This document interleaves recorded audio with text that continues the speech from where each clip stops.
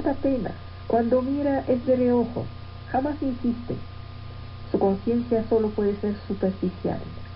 Tiene la coquetería de su frivolidad. Llama a esto cortesía, buen gusto, lo que sea. La conciencia irónica no quiere abrazar, prefiere mariposear de anécdota en anécdota, de placer en placer. Conoce la introducción de todas las pasiones, pero solo la introducción, porque siempre se va antes del final. El amor irónico es una eterna entrada en materia, un preliminario. Y no es que sea menos loca que la conciencia apasionada, pero su locura es más ligera. Su divisa sería un poco de todo.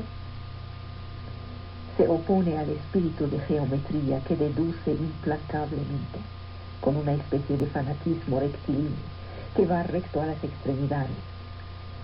La ironía representa lo que frena nuestra lógica. Se abstiene de todo, aprende a no razonar demasiado, a huir de las demostraciones.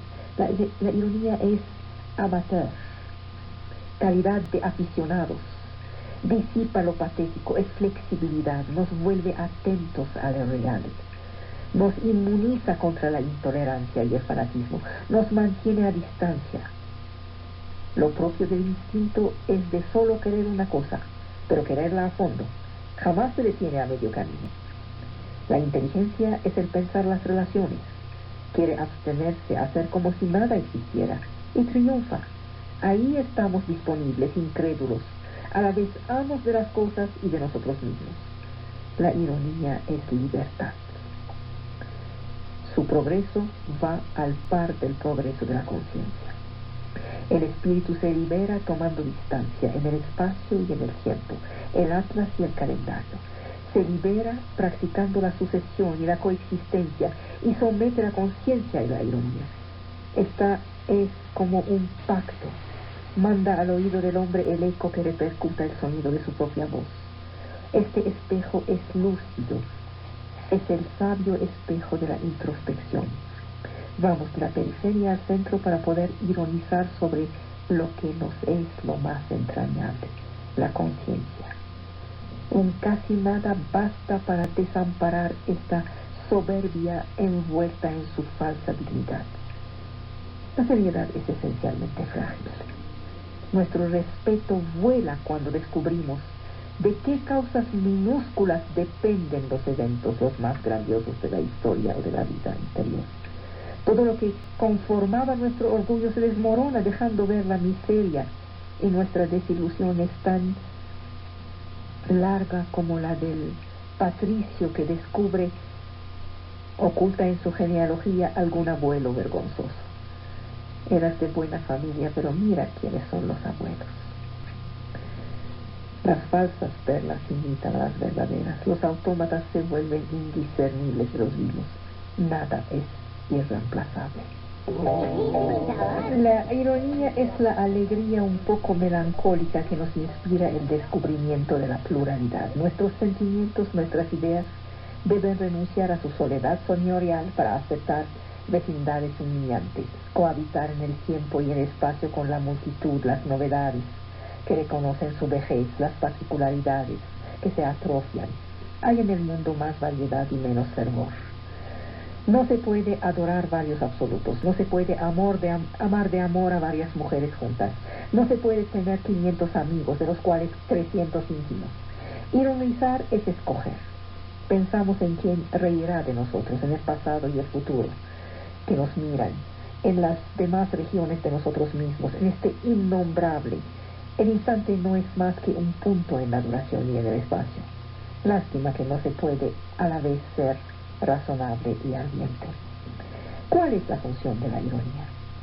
Nos obliga al injusto, al pío, a ser lo que es, a reconocer sus entrañas.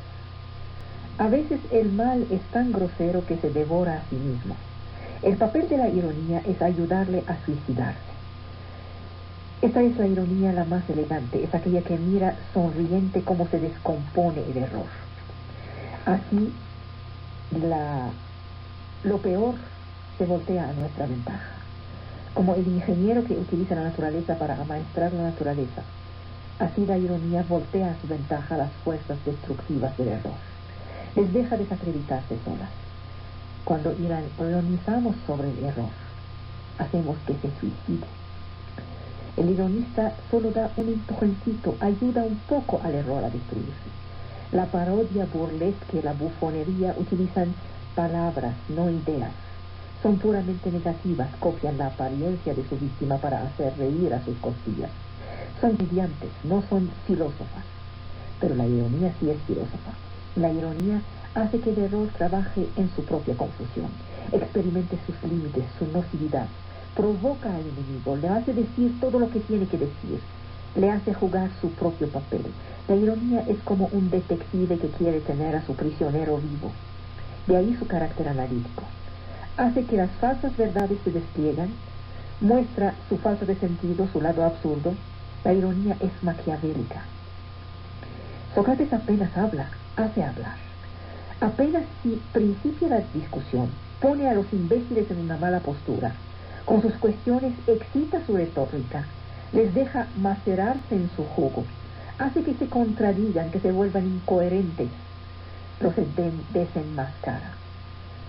Hay una ironía que no es muy activa y otra que colabora personalmente en el ridículo. Hay una ironía floja y una ironía interventora, una que deja hablar y otra que hace hablar.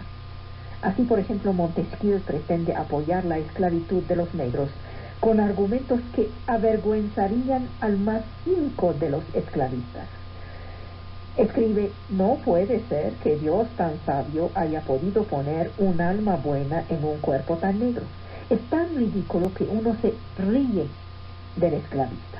La ironía hace surgir la tontería del adversario. Hay una ironía lógica y otra moral.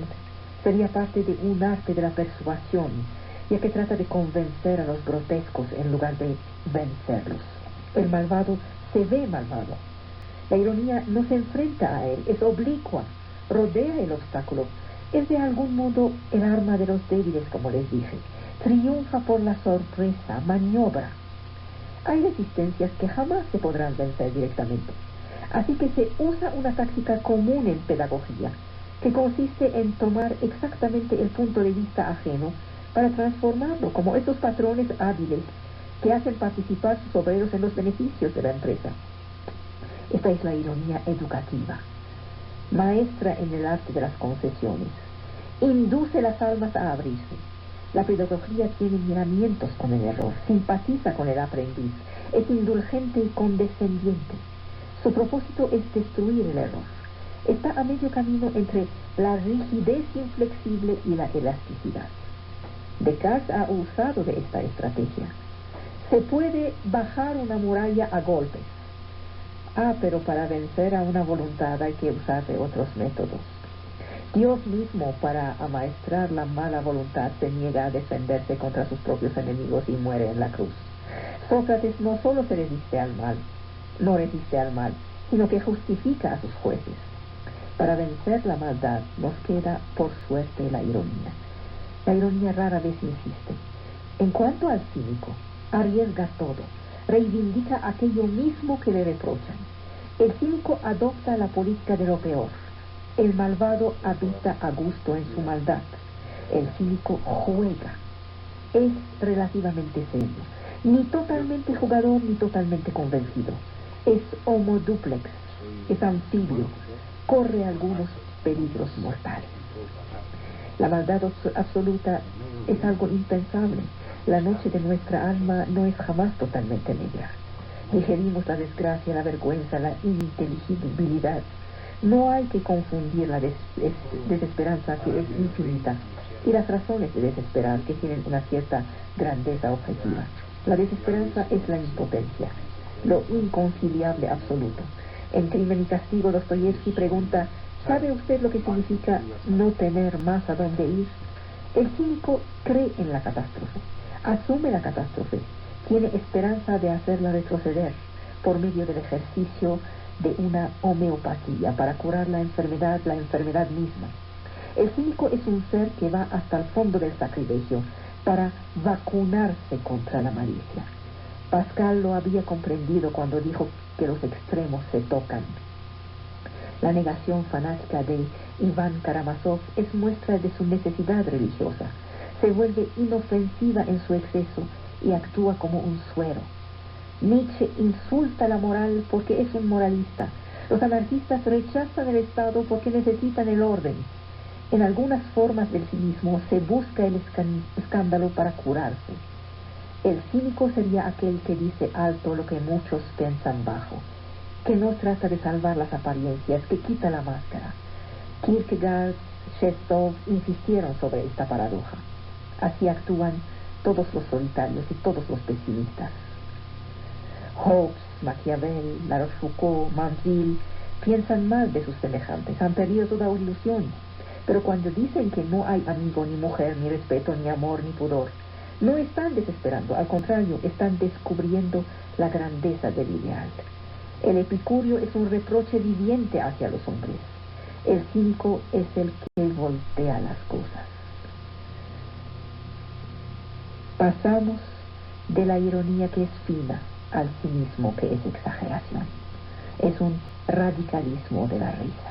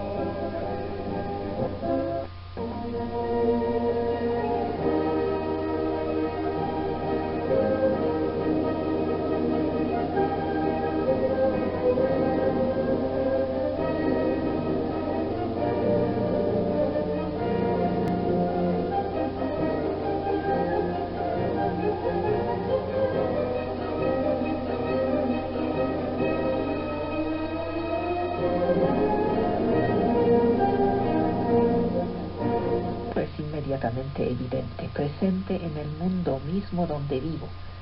El otro no está agregado al mundo, no es un suplemento. ¿Saben? Hemos querido sacar demasiadas conclusiones de la soledad. Como individuo tengo una suficiencia biológica relativa. No puedo pasarme de aire, de agua, de comida, pero parece que puedo pasarme del otro. La isla desierta figura un mundo donde el hombre puede vivir, pero donde el otro es ausente. La permanente soledad del náufrago traería la prueba de la consistencia de un mundo sin el otro. Ah, pero Robinson Crusoe posee la caja del carpintero. No tiene que rehacer este lento proceso que lo llevó a la maestría de los instrumentos. Ahí solo en su isla tiene a la humanidad con él a través del machete. Recoge la herencia de la ingeniosidad humana bajo la forma de instrumentos y multiplica los ritos y multiplica las actividades convencionales, es decir, las actividades desprovistas de utilidad vital. Robinson, por ejemplo, teme que le falta tinta. La necesidad de llevar un diario y un calendario prueba que un mundo donde se sobrevive, solamente sobrevive, es incompleto si la humanidad no es presente. ¿Por qué el calendario, con sus domingos, sus meses? El calendario es la humanidad del tiempo. Cuando reemplaza la indiferencia del tiempo por la inscripción regular del tiempo, Robinson restituye el mundo a la humanidad. Perder la cuenta de los días consiste en perder la distinción cronológica de la memoria, en perder su propia humanidad. ¿Saben? Fíjense en las palabras. La palabra humanidad designa a la vez la realidad de los demás hombres, son la humanidad, y la calidad de hombre en mí. Este hombre tiene mucha humanidad, es decir, es bueno. Dos sentidos. Observar el reposo dominical es absurdo en la isla desierta, pero Robinson es el autor de todas estas instituciones. Produce alrededor suyo la presencia de la humanidad, por temor a perder su propia humanidad. Puedo estar solo. La soledad no es tanto la ausencia, sino el anonimato del otro. No siento la presencia de tal o cual hombre en particular, sino de toda la tradición humana. Sin conocer nada de la historia de los emperadores, de los arquitectos, el pequeño pastor que anda con sus cabras o sus borregos se protege del sol en la sombra de las ruinas, gracias a los vestigios de una humanidad indistinta. No sabe nada a qué se refieren esas ruinas. La soledad es entonces como esas alturas que dominan las aldeas. Desde ahí se ven muchas personas demasiado pequeñas para que se puedan reconocer individualmente, para que se puedan discernir sus rasgos, pero se escucha subir el gran rumor de la humanidad. El otro no puede ser ausente al salir simplemente del campo de mi percepción. En esta pieza donde me encierro sola para leer, la lectura misma es una presencia evidente del otro, no como individuo. El autor es ausente. El mundo está siempre presente. ¿Saben lo que hacía Dante cuando se ponía a leer? Cada vez que quería leer se ponía un traje. Y se ponía el traje porque tomaba la presencia del autor y de los personajes del autor como una recepción. La presencia del otro estaba en las páginas del libro. La percepción es presencia del mundo y mi presencia en el mundo. Hay también desiertos sin la menor traza humana. El pensamiento que trata de comprender la presencia del otro llega a una oscilación. El otro es Pedro, que veo, este libro, este campo labrado. El otro es una presencia que funda la realidad. Sin embargo, todo lo que en el mundo parece limitar y restringir la presencia del hombre, la mortandad de los individuos, de las civilizaciones, todo eso niega al otro. Y la presencia del otro es la ausencia de un individuo singular. No sería más que indeterminado. El mundo humano sería más que una suma de individuos, objetos, actividades, conjunto de realidades. Tendría valor de resumen, de clasificación. El problema es que le faltaría significado. No se trata de probar que el otro existe a partir de manifestaciones objetivas, como si el otro fuera imperceptible. Se trata de una evidencia que le gana a la búsqueda de la prueba. En Descartes, ¿se acuerdan de Descartes? Descartes dudaba, pero la duda no llevaba sobre el otro, sino sobre su propio cuerpo, sobre las verdades matemáticas, sobre lo que no es pensamiento en mí mismo. La incertidumbre no parece afectar al otro, sino a la naturaleza del saber que tengo de él. El otro me es exterior. Es un extranjero, un otro ser fuera de mí, del cual tengo conciencia, sin saber cuál verdad posee.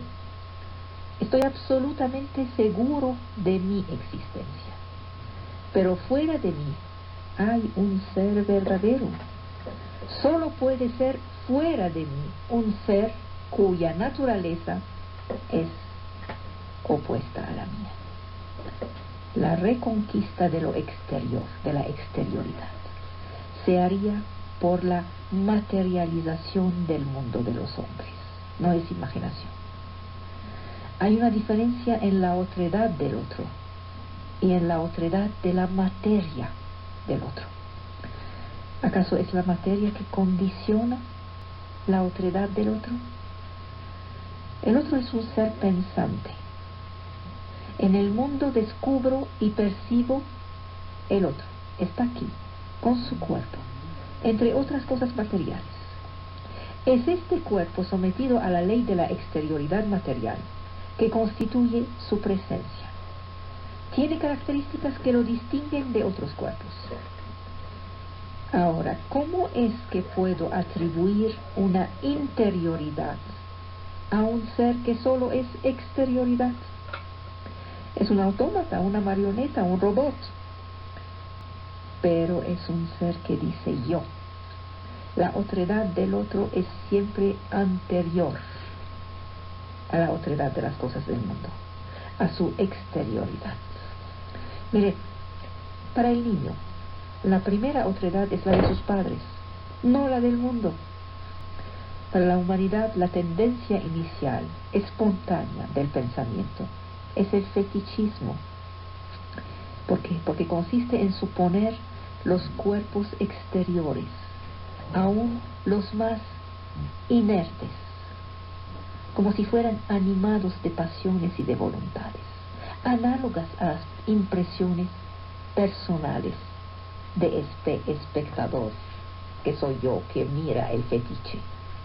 El fetichismo es la otredad y la exterioridad de las cosas tomadas como si fueran algo parecido a mí, alter ego, análogas al ego, pueden sentir y pensar como yo. El primer extranjero, el primer no yo, es el otro yo, es el alter ego. El primer ser verdadero fuera de mí, que descubre el pensamiento, no es la sustancia material, es Dios. Dios es el primer no yo, el primer extranjero. A pesar de ser infinito, es como yo, de naturaleza pensante. La otredad de Dios es primordial. Por eso todas, absolutamente todas las civilizaciones, bajo todas sus formas, han inventado uno o varios dioses iniciales. Es la otredad inicial. La otredad de las cosas materiales viene en segundo. Tenemos 3 grados de otredad. Primero Dios, luego los demás creados por Él, y por fin la exterioridad espacial del mundo sensible. Entonces la perspectiva se transforma. Ya no nos preguntamos si hay en un mismo mundo material varios egos. Esta pluralidad se vuelve la condición de la existencia del mundo. Yo y el otro no somos solo espíritus. Aparecemos el uno al otro en el mundo. El otro es como yo, hombre con un cuerpo. No soy puro espíritu. Experimento en mí la realidad de la naturaleza. Me basta con invertir el proceso, instituir un efecto de espejo para representarme al otro. Cuando él se acerca del otro lado de esos ojos que me miran, de este sonrojamiento que traiciona una pena o esta palidez que acompaña una ira, hay paso a lo visible. La conciencia del otro me está dada por su exterioridad, por su físico. Cuando me dirijo a los demás, mis palabras siguen mi pensamiento. Las palabras que me dice el otro de vuelta son un pensamiento que se expresa. Las palabras son signos. Tengo la capacidad de vivir la exterioridad como real y tengo la capacidad de vivirla como algo interior, como interioridad. El cuerpo, el espíritu, el signo como evidencia del significado. Las palabras que escucho podrían no ser más que sonidos emitidos por un autómata, antes siquiera de que yo pueda vivir la presencia de los signos como su significancia. Debo entonces haber reconocido el signo. Y sin embargo hay una distancia irreductible. El otro ego, el alter ego, es un ego como yo. Se debe saber a sí mismo como yo me sé. Pero mi conciencia del ser del otro no es nunca la conciencia que el otro tiene de sí mismo. Me es inaccesible para siempre. El ego consiste precisamente en este saber que tiene él de sí. Yo puedo tener conciencia de otra conciencia de sí, sin conocerla. Sé que existe, pero no la conozco. Su exterioridad, su otredad se encuentran en la distancia. La irreductibilidad constituye su secreto. El pensamiento es lo que hay de más interior. Yo puedo saber que el otro piensa como yo pienso. Yo puedo tener conciencia del otro como pensante, pero esto no me da el contenido de su pensamiento. Aun cuando no tiene ningún secreto para mí, su pensamiento será siempre para mí otra cosa que lo que es para él. Su interioridad será siempre del otro lado del lenguaje, de la confesión. Aun si el lenguaje parece transparente, aun si la palabra es sincera, es siempre indirectamente, de segunda mano, que agarro su pensamiento. El pensamiento del otro jamás se da directamente. No es mentira. Estoy segura que no miente.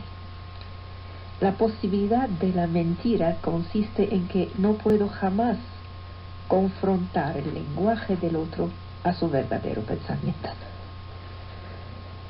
Su lenguaje será siempre para mí la imagen del original, pero el original es siempre distante. Cuando el otro me dice te quiero, aun si no miente, nuestras dos incertidumbres son para siempre incomparables. Tengo que contentarme con el discurso. Lo propio de los celos es de jamás contentarse con el discurso, de siempre sospechar una verdad oculta. El celoso trata siempre de ir más allá de lo que le están ofreciendo. Para el celoso la verdad no está en la manifestación del otro, sino en las fallas de esta manifestación. No está en el discurso del otro, sino en su vacilación. Los celos no necesitan de motivos concretos, se fundan sobre lo indirecto en el pensamiento del otro. Sin que me diera cuenta de ello, el otro siempre puede ser otro. Es en sí un ser que me escapa infinitamente. Los celos consisten en buscar en el otro la huella, el signo de lo inaceptable, en querer agarrar lo inagarrable, aun cuando la disimulación del otro, o mi confianza, o mi costumbre me protegen. Aparecen los signos de lo inagarrable, de la otredad, de la infinita capacidad de escapar que es el otro. Él es la universalidad y la infinitud de un ser que desborda siempre todo lo que yo podría asir o fijar, fuera de toda intención de disimular y de mentir. El otro se constituye como un secreto. Descartes nos recuerda que el otro es justamente el paradigma de todo secreto, porque la naturaleza, aun cuando escapa a nuestro conocimiento, es esencialmente sin secreto. Sola una interioridad puede ser un secreto. El otro defiende su secreto. Cada quien tiene conciencia que no cesa de traicionarse por el discurso, por el cuerpo. El secreto huye por todos esos agujeros. Estoy expuesta, estoy desvestida a los ojos de los demás. La naturaleza, aun cuando no entiendo lo que pasa en ella, puedo entenderlo. Para eso están los descubrimientos. La interioridad es otra cosa. Cada quien es como un semáforo que emite un número infinito de mensajes. Y sola la inadvertencia o la ignorancia de los demás parecen evitar que sea públicamente desnudado. Basta con que el otro sea observador para leer en mí como en un libro abierto. A la vez me basta con ser atento para desvelar sus pensamientos. El otro puede incluso conocerme mejor que yo me conozco. Así que agarramos a la vez en el otro los signos de su secreto, de su inaccesibilidad, y los signos de los pensamientos que quiere ocultar. Él es a la vez una huida irreductible y un ser que capto, que puedo captar. Las dos cosas. Lo que él quiere ocultarme no es su infinidad, Es un personaje. El ambicioso oculta su ambición. El snob oculta su snobismo. En este sentido, lo que no entiende el celoso es que hay una infinita desproporción entre lo que escapa en el otro y lo que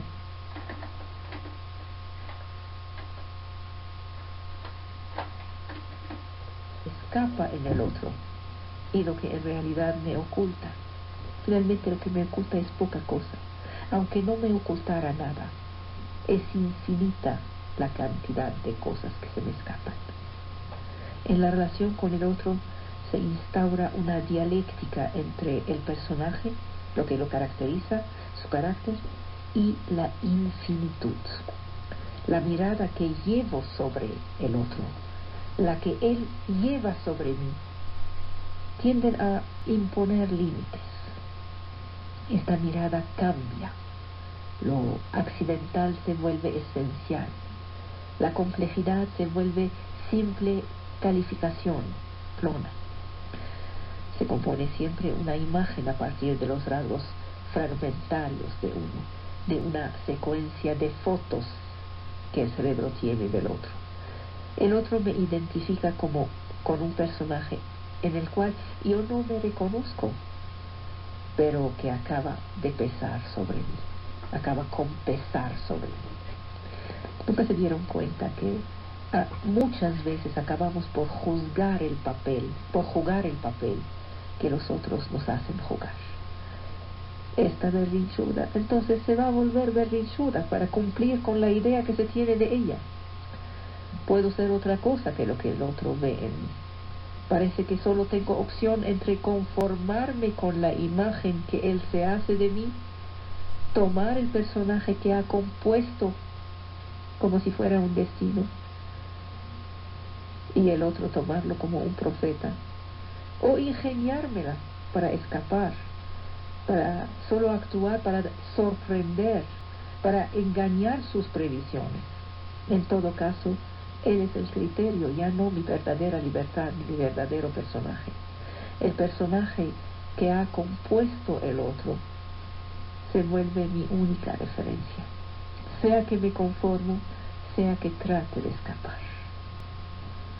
La mirada del otro es la confiscación del futuro a provecho del pasado. Lo propio de la mirada del otro es denegar mi imprevisibilidad, denegar mi libertad. Sin embargo, la vida nos muestra ejemplos de conversiones que atestiguan del carácter ilimitable de la libertad. El peor de los hombres, aquel cuyo carácter conocido permite de presumir lo peor, debe siempre ser considerado como si saliera directamente del estado de inocencia. Esta es la gran enseñanza, además, cristiana.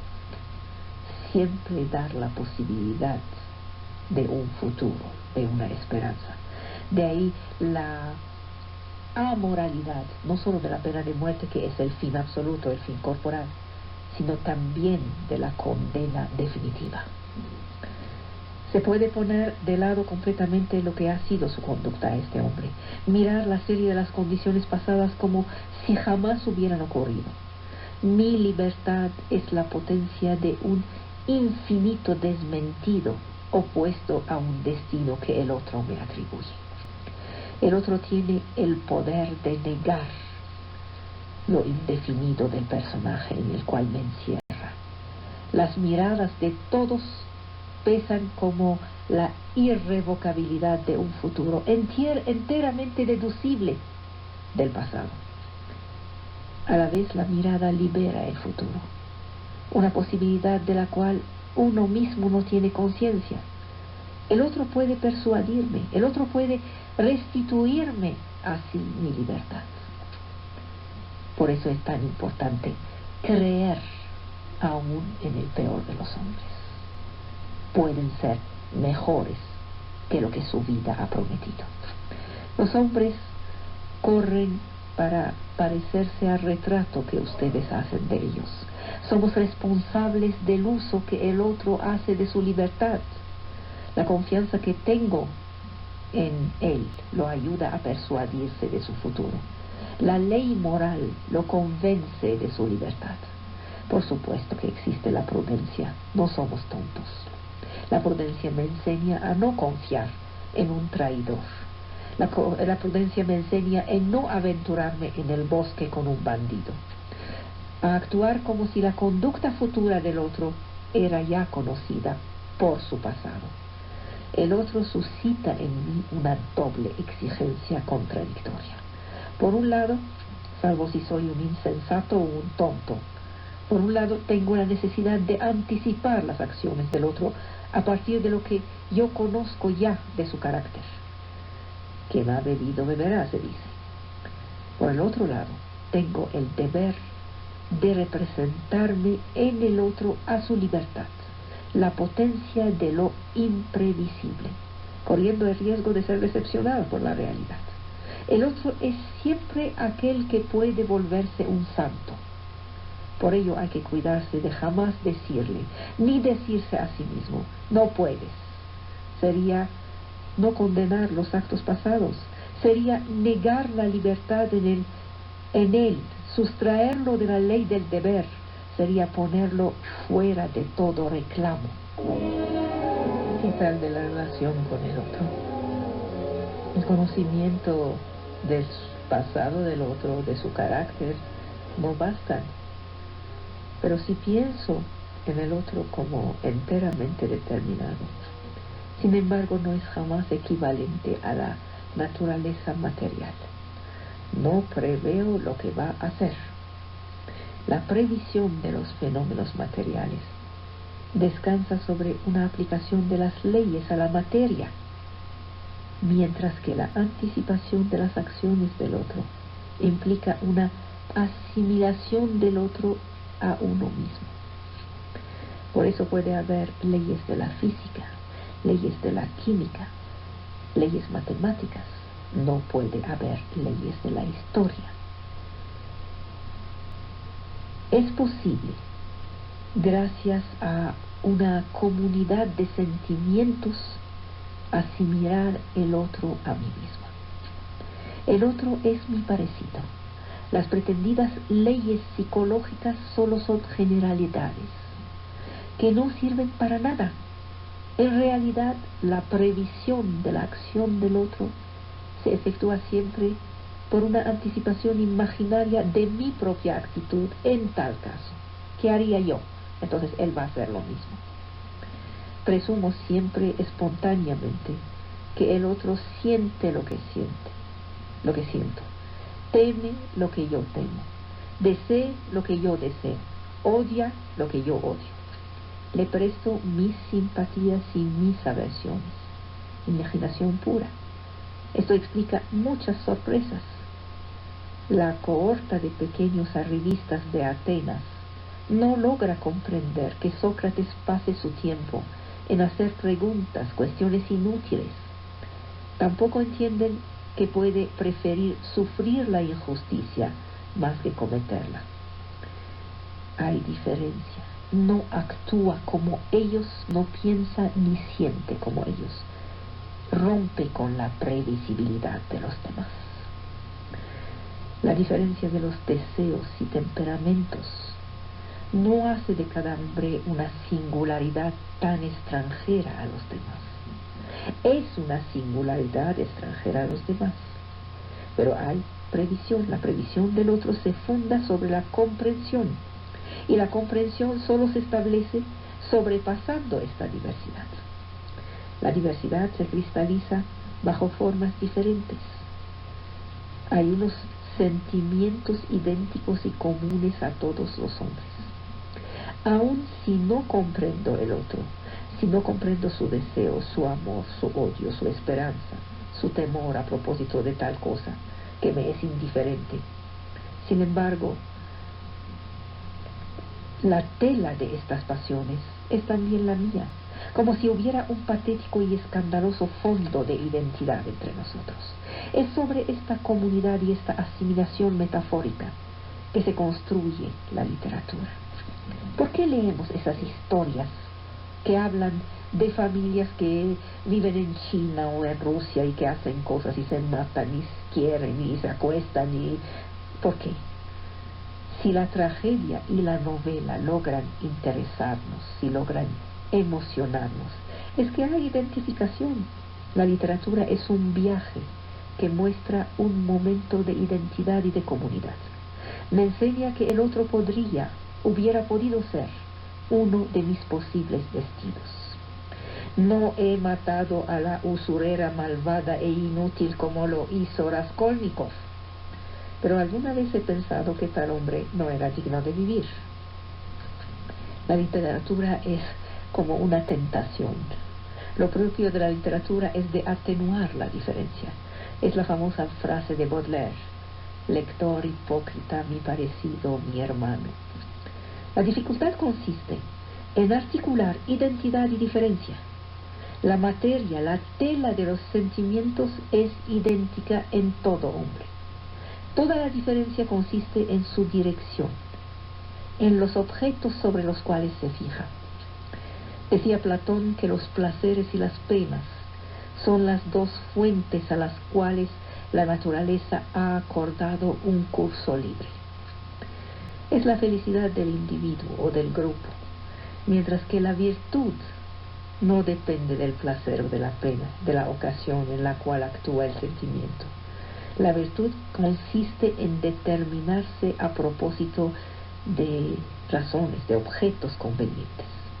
La diferencia no es aquella que se refiere a los objetos que distinguen irrevocablemente a los hombres, sino la diferencia de las esencias, de los estilos. Los objetos son siempre los mismos, los estilos difieren. La conciencia de la distancia prevalece, le gana a la conciencia de la comunidad con el otro. Una comunidad de estilo le gana a la identidad de los objetos y de los intereses. Anticipamos los actos del otro, tratamos de discernir sus pensamientos y sus sentimientos. Esta anticipación, esta tentativa son posibles por lo parecido entre nosotros. El otro es mi parecido, le presto mis sentimientos, mis evaluaciones. Creo que ama, creo que odia las mismas cosas que yo, se vuelve así mi parecido. Hay contagio de la admiración, del asco, del desprecio. Los hombres ya son parecidos al asimilar los afectos, las evaluaciones comunes. La comunidad humana secreta sus ritos, sus costumbres, su dogma.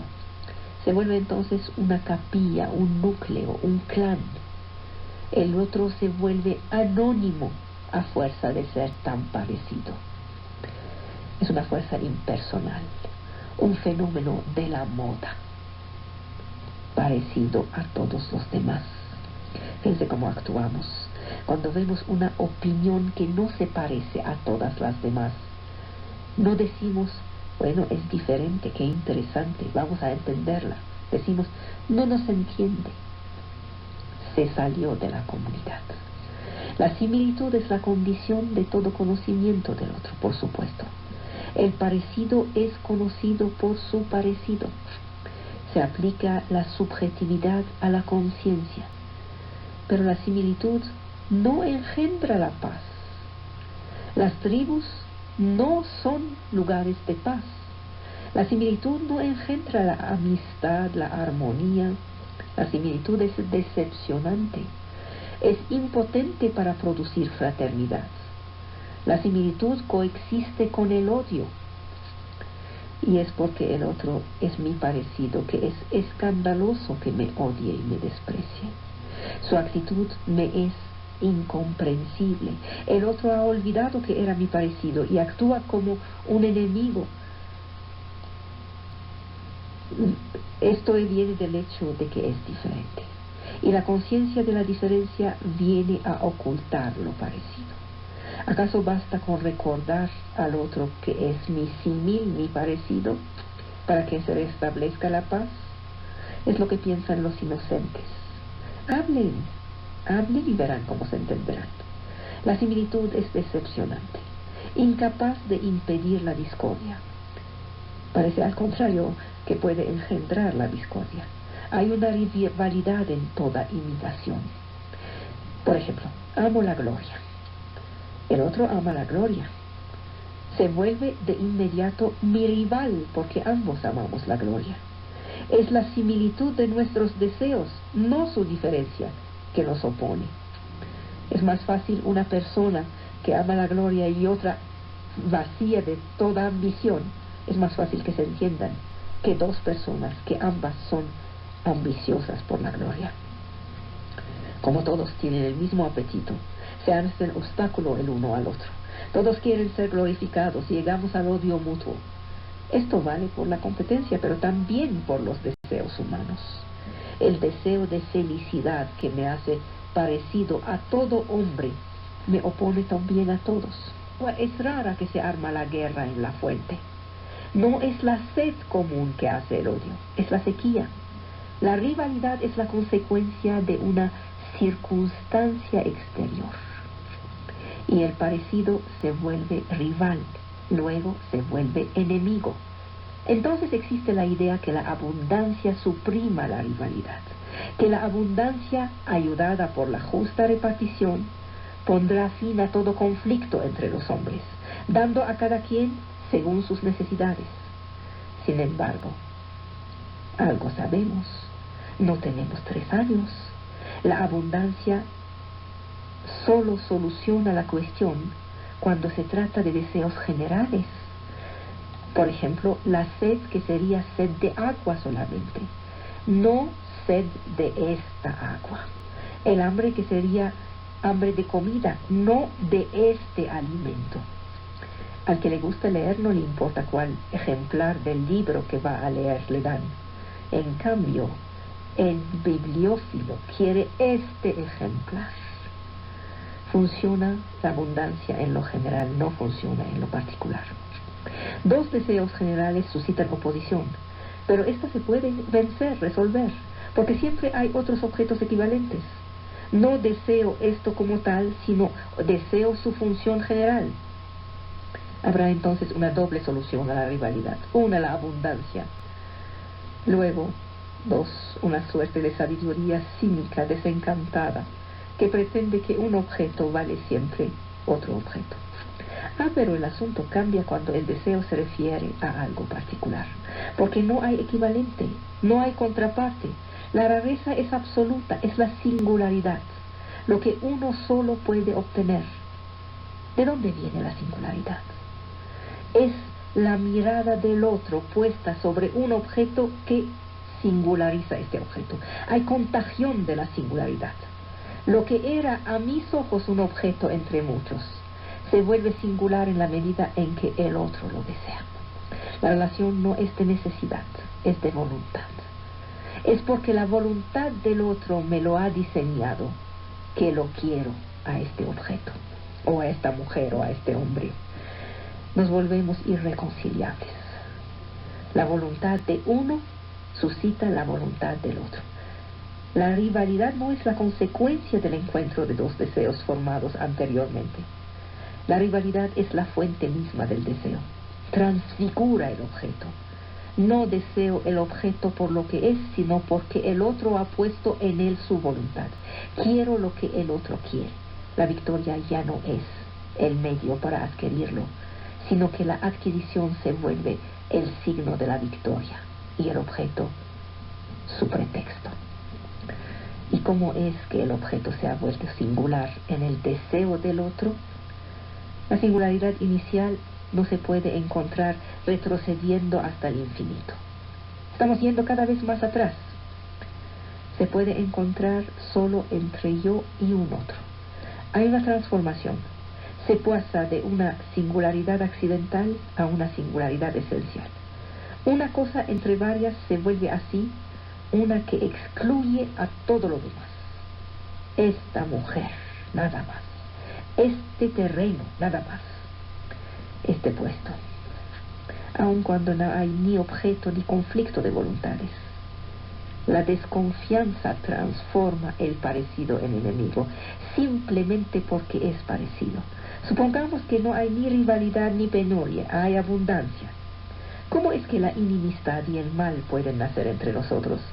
Si ni el otro ni yo mismo tenemos mala voluntad. ¿Cómo? Basta con que tome la iniciativa de la violencia, porque estoy persuadido que si no tomo la iniciativa de la violencia, él tomará esta iniciativa, porque somos parecidos. Le presto lo que yo haría. Según la facultad de anticipación, presto al otro mis propios pensamientos y sentimientos. Lo ataco porque él me atacaría si no lo hago. Y lo hará porque temerá que yo lo haga si él no lo hace. No tengo confianza en el otro. Aquí, la simple eventualidad del mal basta para engendrar la realidad del mal. Tomo la iniciativa de la violencia, pero el origen de la violencia es la desconfianza que nace de la relación con el otro, de este enfrentamiento en el cual sabemos que somos parecidos. Hay una oposición que nace de la conciencia que tengo del otro como mi parecido. Hay una cristalización de la inimistad por la sola relación con el otro.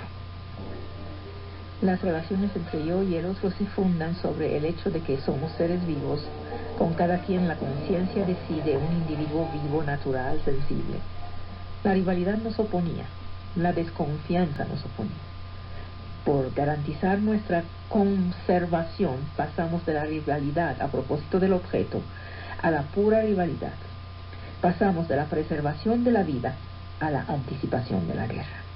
La conservación de sí, de la satisfacción de mis deseos, de la conservación de mi vida, no bastan para hacer de mí una verdadera conciencia de mí mismo. Mientras sigo viendo en el otro un medio o un obstáculo, el momento importante sigue siendo el de la vida. Si me quedo ahí, tengo una conciencia de mí mismo, pero la conciencia de mí no era reconocida. Por esencia, el reconocimiento es recíproco. Ya no veo en el otro un ser en el mundo parecido a mí. Lo reconozco y reconozco en él aquel que me reconoce. Necesitamos de este reconocimiento mutuo para ser. No solo el uno para el otro, sino cada quien por sí mismo para ser una conciencia de ser. Por eso la forma de ser de una sociedad como la nuestra, la sociedad mexicana, donde la lucha la más fuerte es el ninguneo, es más criminal que matar al otro. Enfrentarse al otro, hacerle la guerra, es en todo caso reconocerlo. Actuar como si no existiera es el verdadero crimen. Hay que comprender la ambigüedad de la rivalidad. Querer ganarle al otro es querer ser reconocido por él como vencedor. Esto tiene más valor que el objeto a ganar, pero para los rivales este reconocimiento se queda amarrado a la posesión. El vencedor no deja de sorprenderse al constatar que no saca de su lucha toda la satisfacción que esperaba. El objeto en sí no lo satisface, ya lo obtuvo, pero no está contento. Necesita de la envidia perpetua del otro. Solo desea el objeto porque el otro lo desea. A partir del momento en que ya estoy satisfecho, no hay placer. Veo el otro atribuirme una felicidad que me atribuye, que no existiría sin su envidia. En el encuentro inmediato con el otro, en la rivalidad, en la desconfianza, el otro aparece como un individuo vivo. Tengo conciencia de no ser en principio para el otro otra cosa que un ser vivo. Busco su reconocimiento. Jean-Jacques Rousseau, veía en la vanidad la desnaturalización del hombre, pero se equivocó. La vanidad es natural. Busco satisfacciones irreales como si fueran sensibles. Miren, no hay nada más irreal que las medallas, los honores, los reconocimientos. Sin embargo, aquel que los desea y los recibe, tiene en él algo elemental. La avidez es sensible a las cosas más insensibles. El reconocimiento no se busca en sí, porque implicaría de mi parte y del otro la negación de lo sensible. El reconocimiento solo es posible si la conciencia de sí se pone por encima de lo material, de la vida natural. Negándola al más alto nivel, estoy dispuesto a renunciar a la vida misma. para mejor ocupar la posición de héroe. El otro ya no puede envidiarme nada, salvo esta negatividad. Se instaura entonces una nueva rivalidad entre dos conciencias de sí, donde cada quien tratará de probar al otro que es más insensible a todo lo sensible, a la vida misma. La lucha a muerte es esto. Es una lucha para ganarle al otro en relación con el desprecio de la vida. El reconocimiento, que es por esencia recíproco, aparece de forma primitiva, como conflicto, como desafío. Si he aceptado la eventualidad de la muerte y que el otro se ha quedado queriendo la vida, ya no puede nada contra mí. Tengo más poder que él, ya que él sigue expuesto a la vida. El reconocimiento mutuo y recíproco no es igual, se hace de forma polémica. Frente al otro, cada conciencia de sí quiere tener el privilegio de ser reconocida por el otro, sin reconocerlo. Es el origen de la pura relación de poder. El miércoles pasado alguien me preguntaba de la psicología del poder. Ahí le va. Ahí está. Lo que más importa no es tanto el gozo o la posesión que el poder sobre otras conciencias. César prefería ser el primero en una pequeña aldea que el segundo en Roma. Pero si no hay duda que aún como segundo o tercero tendría más poder en Roma. Para Platón el poder solo es un medio en vista de gozos sensibles. Pero aquel que quiere el poder como tal no busca satisfacer otro deseo. Se satisface con el poder en sí. La prueba es que tenemos poderosos muy austeros, casi santos en su vida. Así que la subordinación del otro no es un medio, es un fin. El tirano de Pascal es diferente del tirano de Platón. El tirano de Pascal es más real que el de Platón. Hay una contradicción en la voluntad de dominar. Queremos ser obedecidos como si el otro fuera un objeto. Y sin embargo queremos ser obedecidos por una voluntad. El deseo de dominar se vuelve pasión para humillar, negar la libertad, hacer contribuir el otro a su propia negación. Así, la condición misma del reconocimiento desaparece. El reconocimiento del otro ya no tiene ningún valor. El reconocimiento de un objeto no tiene valor. La desgracia del poder es que el amo quiere ser reconocido por sus esclavos como si fueran hombres libres. Hay varias formas de relación con el otro. Hay lo que Rousseau llama amor de sí. Cada quien tiene naturalmente y en prioridad la carga de su propia existencia, de su conservación. Solo puede vivir si el amor de sí hace de su propia vida un objetivo y un fin. Entonces es una relación positiva así, que no niega al otro como tal, ni siquiera plantea al otro. ¿Cómo es que este amor de sí se articula con la existencia del otro? Según Rousseau, este amor de sí no es el único principio. Está templado por la piedad. ¿Y cómo es que actúa esta piedad? Miren, es rechazo innato, natural a ver sufrir. Se hace por medio de una identificación inmediata y reflexiva con aquel que sufre. No se refiere tanto al otro como parecido, como alter ego, sino se refiere al ser sensible en sí. Y hay una extensión de la piedad en los animales. Los animales muestran piedad. Esta piedad primitiva está rota por la reflexión. Solo mi dolor o mi placer me interesan directamente. Hay un génesis de la indiferencia y del egoísmo adquiridos por la reflexión que me hacen entrar en mí, aislarme de la identificación natural. ¿Y cómo vencer este egoísmo adquirido, producido por el ejercicio de la razón? Hay dos vías. Una, la de la piedad reflexiva que procede de la reconquista del yo por la reflexión. Y dos, luego, hay la extensión del amor de sí al otro. Lo amo como a mí mismo sin que intervenga la lógica de la reciprocidad. Se sobrepasa la piedad. Ya no es una relación negativa hacia el dolor, sino una extensión de la positividad, de lo positivo. En una moral de la piedad, el otro está tomado en una relación de reciprocidad, que se funda sobre una naturaleza sensible común. Y hay críticas del valor moral de la piedad. Muchos los escucharán decir, yo no quiero que tengan piedad de mí. Estas críticas se apoyan justamente sobre esta sensibilidad, porque la piedad como compasión jamás me hace sufrir del sufrimiento mismo del otro, sino de un sufrimiento que me es propio. El sufrimiento del otro siempre es inconmensurable. La piedad es un sentimiento muy complejo.